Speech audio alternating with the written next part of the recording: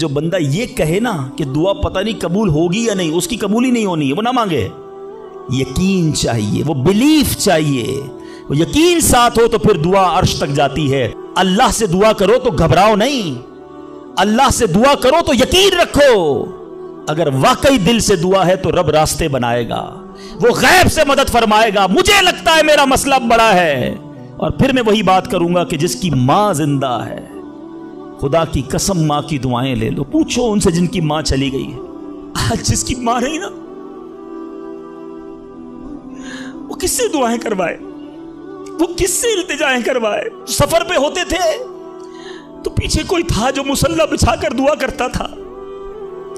हर थोड़े दिनों बाद पैगाम आता था, बेटा किधर पहुंचे, बेटा तबीयत कैसी है। अरे माँ सोचो तो सही, बेटे का काम था माँ से पूछना कि माँ तुम्हारी तबीयत कैसी है। माँ पूछती है बेटा तुम कैसे हो। हमने रातों को उठकर माँ को जगाया, माँ पेट में दर्द है। कभी माँ ने हमें बताया कि मेरे पेट में दर्द है बेटा। अपनी तकलीफें सहती रही, अपनी तकलीफें सहती रही, मगर हमें राहतें पहुंचाती रही। ले लो दुआएं, ये दुआओं का साहिबान है। ना करो माँ को तंग, ना करो उसे परेशान। जितनी भी बड़ी परेशानी में हो ना, माँ के कदमों में बैठ जाओ, को माँ मेरे लिए दुआ कर दे।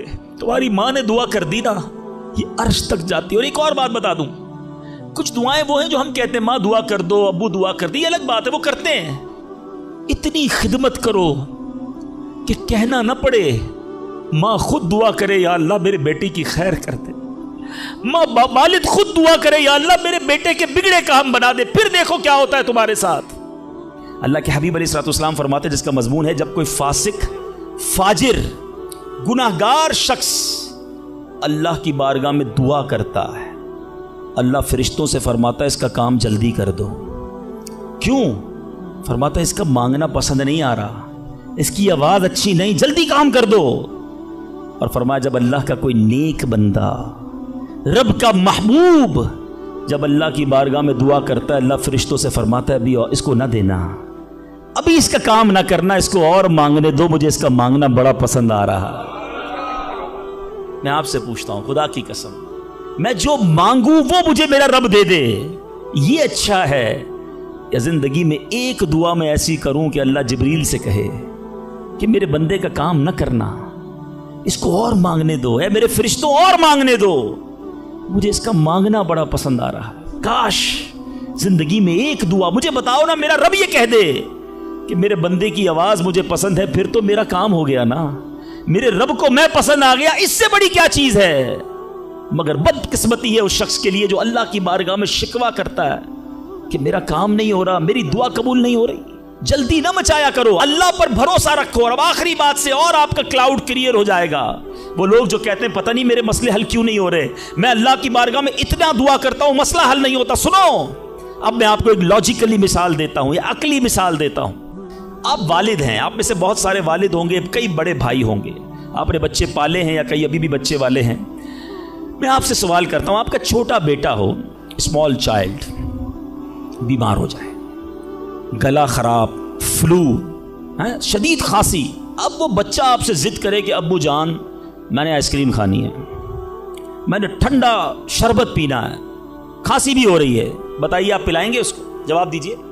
सब मना कर रहे हैं, नहीं पिलाएंगे ना। अच्छा, अब वो बच्चा रोना शुरू कर दे, आपके बिल्कुल सामने बैठे चीखे मार रहा है, रो रहा है, आपका एक दोस्त भी साथ बैठा है, वो अभी आया, देखा बच्चा रो रहा है आइसक्रीम के लिए, बाप कह रहा नहीं खिलाऊंगा। अब दोस्त क्या कहेगा, यार कैसे वालिद हो, बच्चा रो रहा है, खिला दो ना आइसक्रीम।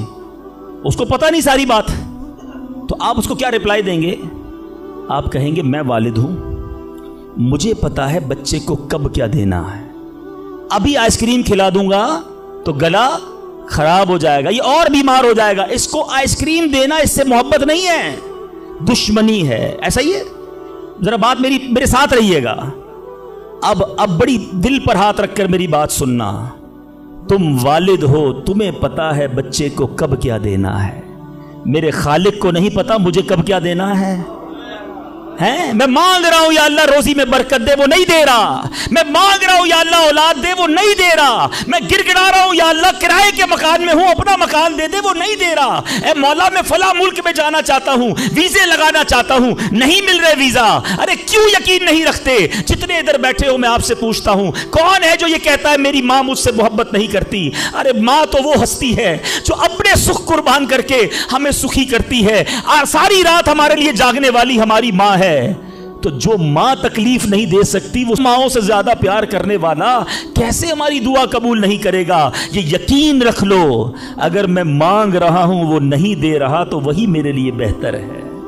मेरा काम नहीं हो रहा ना, वही मेरे लिए बेहतर है। जो औलाद के तमन्नाई है, नहीं मिल रही औलाद, यकीन कर लो कि मेरे लिए औलाद बेहतर नहीं। पूछो उन माँ बाप से जिनके बच्चे मार कर उन्हें घर से निकाल देते हैं। वो कहते हैं काश बच्चा पैदा ही ना होता, बेटे ने मारा है मुझे, बेटे ने घर से निकाल दिया। ऐसी औलाद नहीं दुनिया में। उन माँ बाप से पूछो, क्या पता आपके मुकद्दर में वैसी ही औलाद हो। और अल्लाह फरमा रहा है, अल्लाह करीम है, हमारे बारे में अच्छा फैसला किया कि हमें औलाद से महरूम रखा। ऐ मेरे बंदो, जब तुम्हें माँ बाप पर यकीन है कि वो बुरा फैसला नहीं करते, तो अपने खालिक पर यकीन कर लो। अब अगर ये सोच लोगे ना, तो आपकी लाइफ बड़ी पुरसुकून हो जाएगी। अब आप टेंशन में नहीं रहेंगे, दुआ करेंगे, काम हो गया तो भी अल्लाह का शुक्र, नहीं हुआ तो भी अल्लाह का शुक्र। मेरे लिए बेहतर था ना, अल्लाह ने इसलिए नहीं किया। यकीन कर लो अपने मालिक पर। एक बार मैं अफ्रीका में था, तंजानिया में। एक बहुत बड़े बिजनेसमैन थे, उन्होंने कहा मेरा बहुत बड़ा उनका कारोबार था। 7,000 घर उन्होंने बनाए थे, पूरा सिटी बनाया। बड़ी मोहब्बत करते हैं दावत इस्लामी से। मुझे कहा तंजानिया आए, अब हमारे साथ चलें और हमारे उस पूरे शहर के अंदर दुआ कर दें। मैंने कहा चलें, चलते हैं। मैं उनके साथ बैठ गया उनकी गाड़ी में। सुनिएगा ज़रा, मैं उस बिजनेसमैन से एक बात सीखा हूँ और मैं भूलता नहीं हूँ बात। तकरीबन जब भी मैंने ये बयान किया मुझे वाकया खुद ही याद आ जाता है। तो हम गए उसके साथ, one of the biggest businessman of that country, बड़ा काम था उनका। हम गए तो इत्तेफाक था, जो पुल था उस शहर को और इनके शहर को मिलाने वाला, वहाँ कोई वर्क हो रहा था, काम हो रहा था। गाड़ी रुक गई हमारी। वो बड़ा आदमी था, उसने कई लोगों को फ़ोन किया, भाई हमारी गाड़ी को निकलने देखा। नहीं साहब, गाड़ी नहीं निकल सकती, पुल पर काम हो रहा है, ट्रैफिक क्लोज। बहुत कोशिश की उसने, नहीं हुआ। हम वापस आ गए। जब हम वापस आए तो मुझे लगा कि यार इसको बेचारे को दिल छोटा हो जाता है ना इंसान का, बड़ी मोहब्बत से लेकर गया और ले ही नहीं जा सका। तो मैंने कहा आप घबराएं नहीं, इसमें कोई खैर होगी, अल्लाह खैर करेगा। मैं उनको तसल्ली दे रहा हूँ। यार उस बंदे ने जो जुमला कहा ना, वो कहता है भाई मेरी ज़िंदगी का एक दस्तूर है, जब मेरा काम हो जाता है ना तो मैं एक बार अल्लाह का शुक्र अदा करता हूँ, नहीं होता तो 2 बार अल्लाह का शुक्र अदा करता हूँ। मैं शॉक्ड हो गया। मैंने कहा आपने क्या कहा, दोबारा कहिए। वो बिजनेसमैन है, इज नॉट मौलवी, कोई आलिम दीन नहीं थे, लेकिन मुझे सिखा गया वो बंदा। मैंने कहा दोबारा कहिए। वो कहता जब मेरा काम हो जाता है ना, मैं एक बार अल्लाह का शुक्र अदा करता हूँ, जब नहीं होता तो मैं 2 बार अल्लाह का शुक्र अदा करता हूँ। मैंने कहा ये क्यों?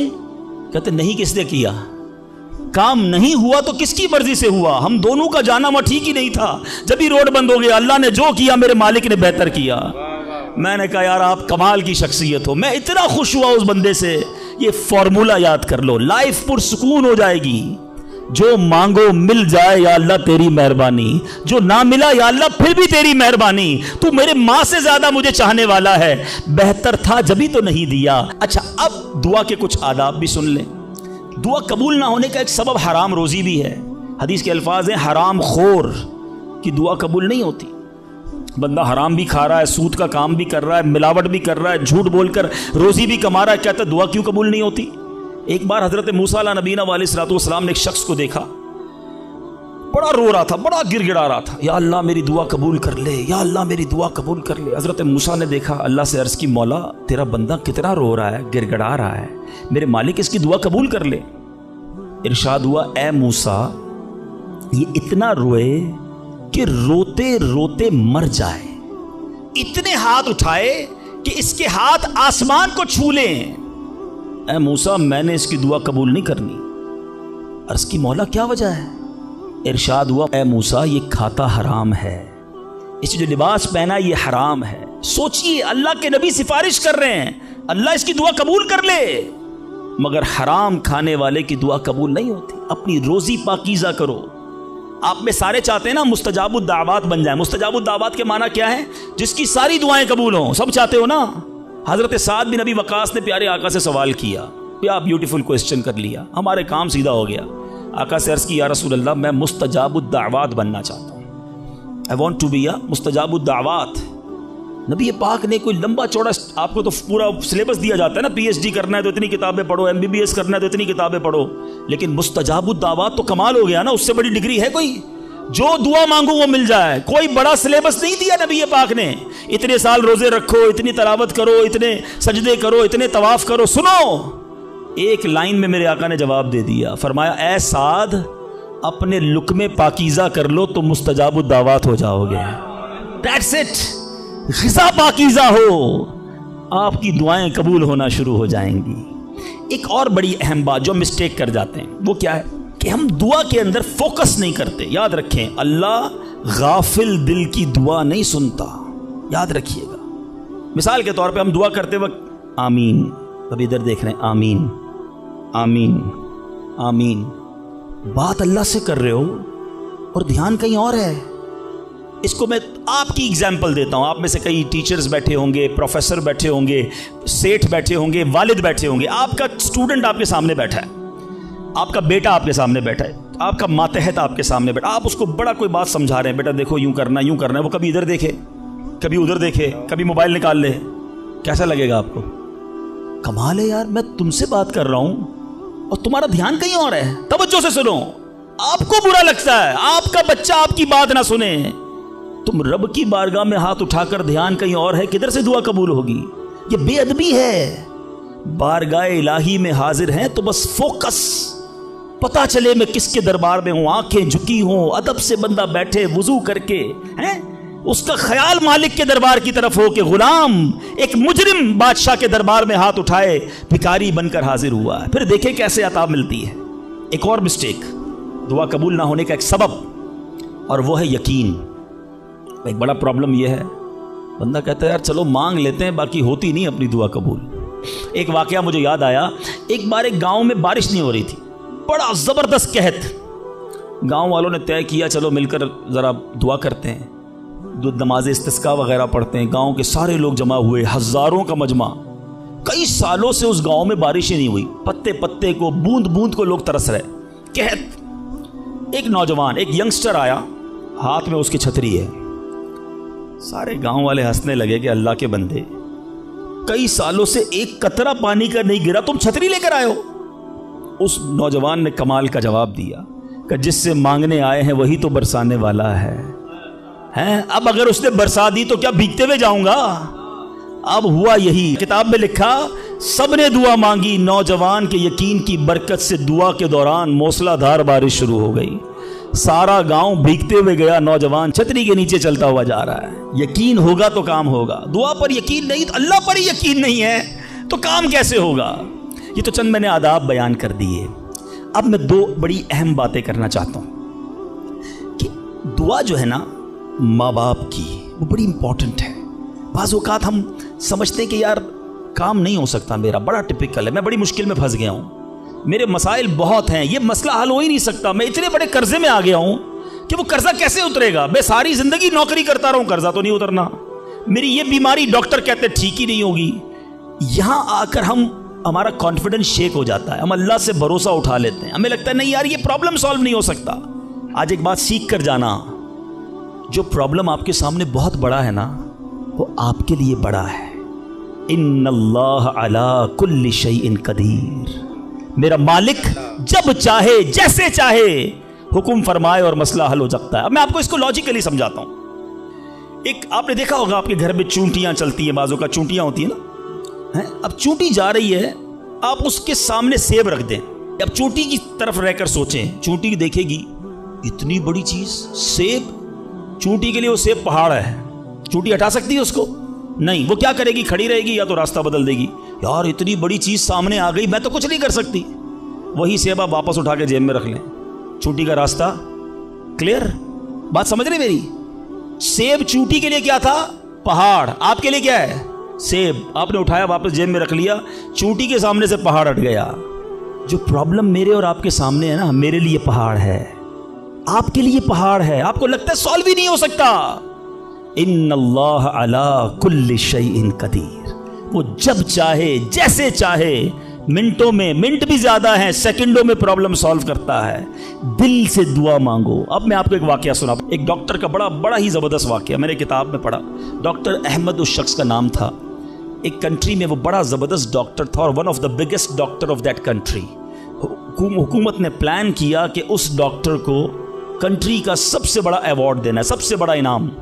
एक सेमिनार मुकर्रर किया गया, उसको एज अ स्पेशल गेस्ट मेहमान खुसूसी बुलाया गया। कहा दुनिया भर से लोग बुलाएंगे, पाकिस्तान के या उस मुल्क के बड़े लोग आएंगे, आपको गिफ्ट दिया जाएगा, आपको अवार्ड दिया जाएगा। डॉक्टर साहब बड़े खुश कि मेरे एजाज़ में इतनी बड़ी तकरीब। मिसाल देता हूँ, उनकी मंडे को तकरीब थी, संडे को उन्होंने फ़्लाइट बुक कर ली कैपिटल जाने के लिए, दारुल हुकूमत में जाने के लिए। संडे को जब फ़्लाइट टेक ऑफ होती है, बड़े खुश हैं डॉक्टर साहब के लाइफ टाइम एक ऐसा अवार्ड मुझे मिलने वाला है जो पूरी ज़िंदगी में नहीं मिला मुझे। फ़्लाइट टेक ऑफ हुई और जहाज़ जो है वो जैसे ही टेक ऑफ हुआ थोड़ी देर बाद मौसम ख़राब हो गया। जहाज़ में बड़े हिचकोले आने लगे, बड़ी घबराहट इनको हो गई। ऐसा लगा कि जहाज़ कहीं हादसे का शिकार ना हो जाए। कैप्टन ने ऐलान किया कि जहाज़ में कोई फ़नी ख़राबी है, मौसम भी बड़ा ख़राब है, हमें किसी छोटे से एयरपोर्ट पर जहाज़ उतारना पड़ेगा। उस जहाज़ को एक छोटे एयरपोर्ट पर खैरियत से लैंड करवाया गया। सब लोगों ने सुकून का सांस लिया। डॉक्टर साहब परेशान थे कि मुझे आज किसी सूरत भी कैपिटल दारुल हुकूमत पहुंचना है, कल अवार्ड मेरे लिए है, सारी दुनिया आनी है और मैं नहीं पहुंच सका। डॉक्टर साहब वेट करते रहे कि अब कब उड़ेगा। एयरपोर्ट के अमले ने कहा कि हुजूर आज जहाज़ नहीं उड़ सकता, ये जहाज़ में ऐसी ख़राबी है, हमारा एयरपोर्ट भी बहुत छोटा है, हमारे यहाँ कोई टेक्निकल स्टाफ नहीं है, ये कल हो सकेगा। डॉक्टर साहब कहे मैं मर जाऊँगा, बहुत बड़ा प्रॉब्लम हो जाएगा, मुझे कल बहुत बड़ा अवार्ड मिलना है, मुझे कैपिटल पहुँचना ज़रूरी है। देखें अगर आपने वाकई वहाँ पहुँचना है ना तो इसका आसान हल ये, आप गाड़ी किराए पे लें, जहाँ जाना है वो 6-7 घंटे की ड्राइव है, आप रात तक पहुँच जाएंगे, आप जहाज़ का इंतज़ार ना करें। डॉक्टर साहब को मशवरा समझ आया, रेंट अ कार ली, गाड़ी ड्राइव करना शुरू की। सारे रास्ते में बारिश, बिजली चमक रही है, अकेला ड्राइवर गाड़ी चला रहा है डॉक्टर साहब। अचानक उसको समझ ही नहीं आई, रास्ता पहली बार था, वो किसी अननोन रास्ते पर चढ़ गया, मोटरवे से उतरकर किसी छोटे रास्ते पे चला गया। चलते चलते चलते बारिश ज़बरदस्त, भूख ज़्यादा लगी। डॉक्टर को एहसास हो गया कि मैं गलत रास्ते पर आ गया। अब बारिश भी इतनी, भूख से बुरा हाल। देखा एक छोटा सा घर, उसमें बल्ब जल रहा था। उस डॉक्टर ने गाड़ी वहाँ पार्क की, दरवाज़ा नॉक किया। एक बूढ़ी खातून बाहर निकली। कहा बेटा कौन हो? कहा माँ जी रास्ता भूल गया हूँ, बारिश बहुत है। कहा बेटा अंदर आ जाओ। उस खातून ने जो घर में खाना बना था डॉक्टर को पेश किया। डॉक्टर अहमद को भूख बड़ी लगी थी, खाना खा लिया। अब उस बूढ़ी माँ के पीछे डॉक्टर ने देखा एक जवान बेटा बिस्तर पर लेटा है। कहा माँ जी ये कौन है? कहा बेटा मेरा पोता है, शदीद बीमार है, मैं गरीब औरत हूँ, मगर मेरे पोते को जो मेरी ज़िंदगी का सहारा, एक ऐसी बीमारी हो गई है, हमारे गांव में मैंने कई डॉक्टरों को दिखाया है, डॉक्टर कहते हैं कि इसका इलाज पाकिस्तान में एक ही डॉक्टर है जिसका नाम डॉक्टर अहमद है, वही कर सकता है। बेटा हर नमाज के बाद दुआ करती हूँ कि इतने पैसे जमा हो जाएं कि मैं अपने इस माजूर बेटे को डॉक्टर अहमद के पास ले जाऊँ। तुम मुझे मुसाफिर लगते हो, ज़रा तुम भी दुआ कर दो मेरे बेटे का इलाज हो जाए। डॉक्टर अहमद दस्तरखान पर बैठकर रोने लगा।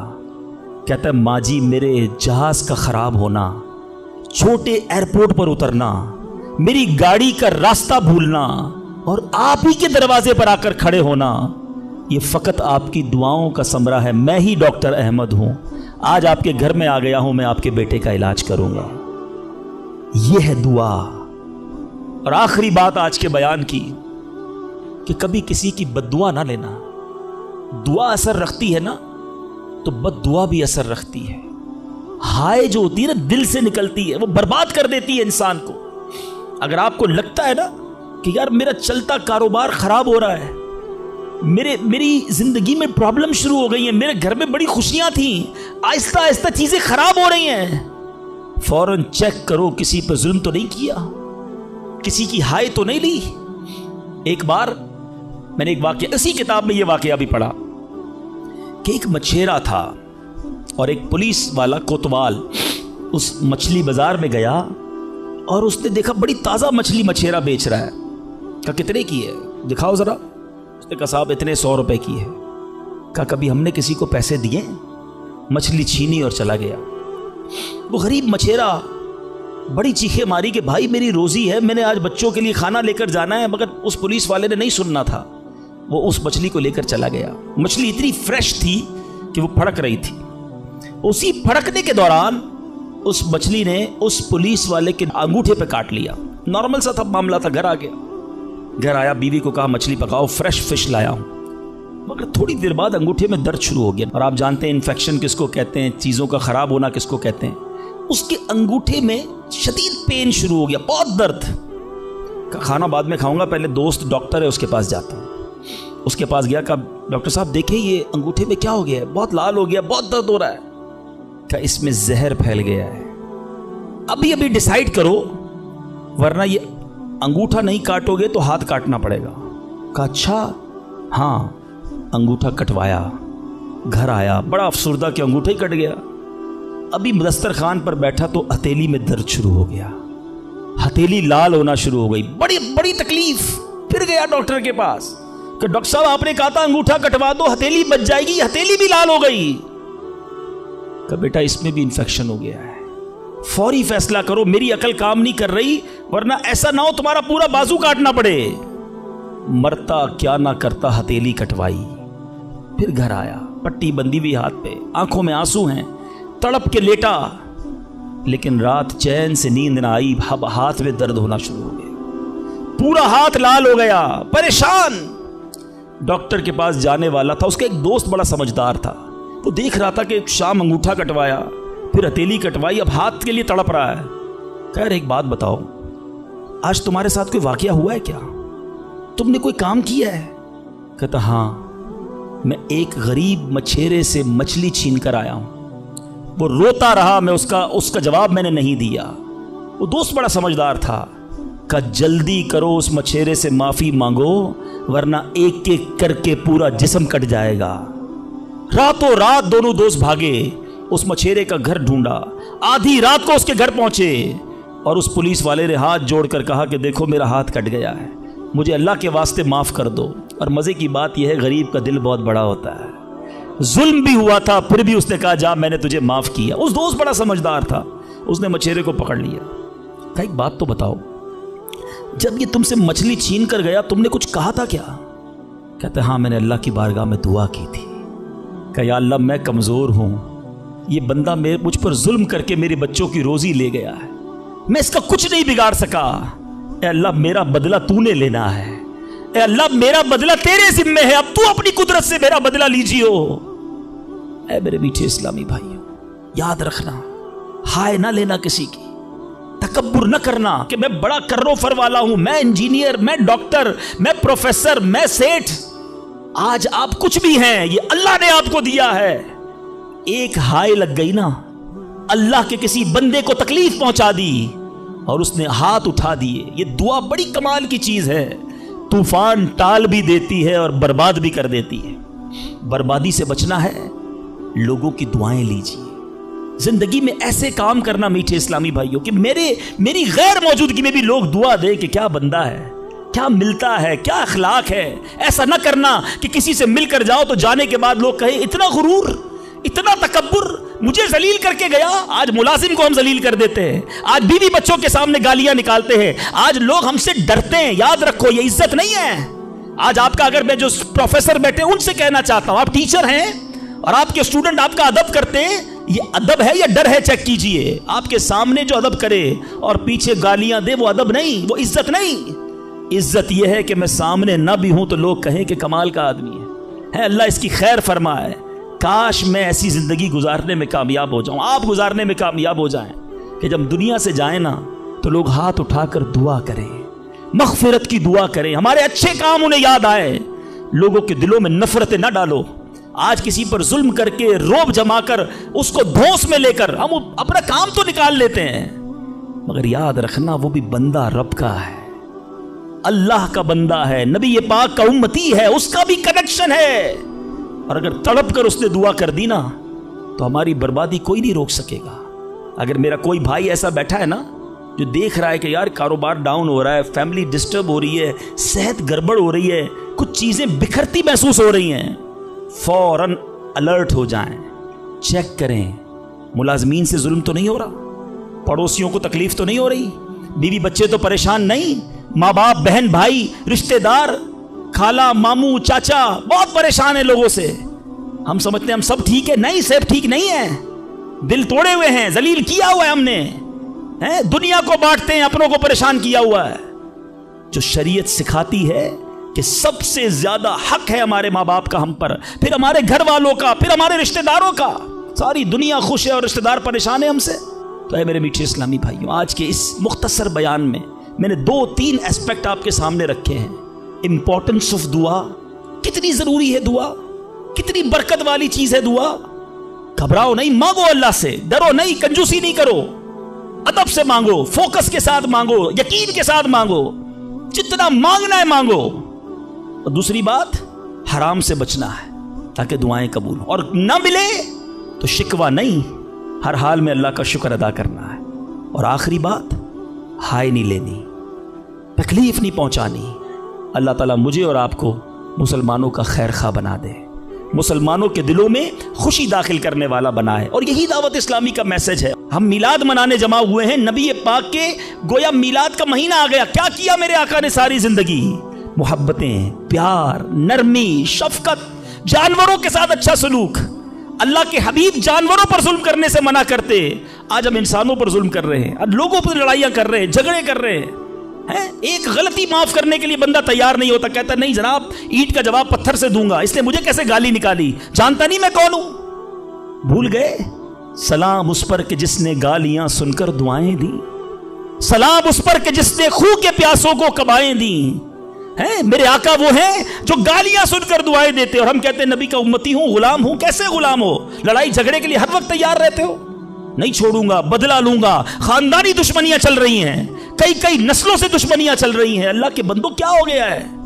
हम उस नबी के उम्मती हैं कि जिन्होंने कातिलाना हमला किया, अल्लाह के हबीब ने उन्हें भी माफ फरमा दिया, और हम माफ करने के लिए तैयार नहीं है। एक आखिरी रिवायत सुन लो, काश दिल में उतर जाए मेरी बात।